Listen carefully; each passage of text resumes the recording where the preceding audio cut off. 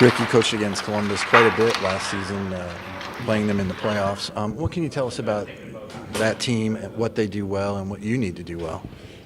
Well, John Tortorella team, they always play hard. All the times last year as we Pittsburgh playing, they play a hard game. They have a lot of depth. Their defense core is as good as they're in the league. Obviously, getting Panarin adds another element to their team. Already kind of a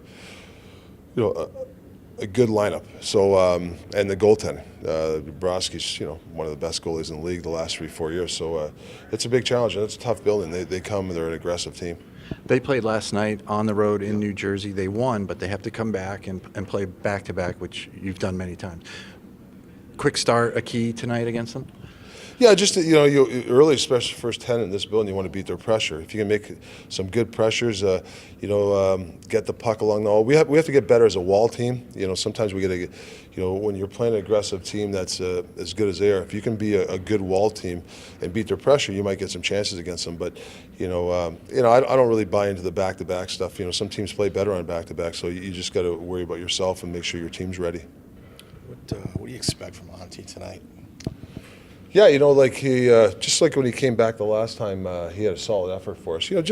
For me, it's just play solid. With his angles and when things hit him and stick, that's when he's on his game. There's not a lot of rebounds, and I think that's Scott's given us the same thing. The puck goes from side to side. There's a shot, and they freeze it because it gets in their pads and they get stuck. So, just that kind of game for us, just a solid game. We're not looking for a miracle from him, just to play a solid game. You and I talked a little bit about this in Boston, but the concept of teams governing themselves when things go awry. So now a couple of days later, you glad that people spoke out after what happened those final minutes in Boston? Yeah, I mean that's leadership to me. It's it's the same thing before the Montreal game. After one of the efforts is guys aren't happy with themselves or some of their teammates, and sometimes it's good to clear the air.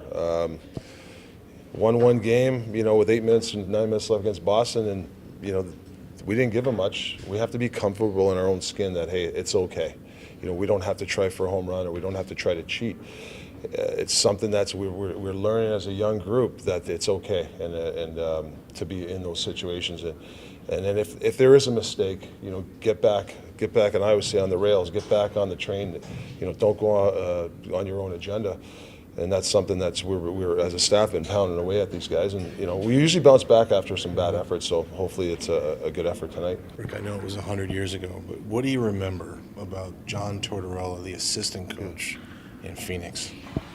Yeah, I know he gets a lot of flack. I love John. He was a great coach for me. He is very intense, knows the game. He likes you to play the game the one way, and that's a lot of hard work. He's changed in certain aspects, but when you play a Tortorella team or even as assistant coach, my assistant coach, he always made sure that I had another level, and he would always strive for that.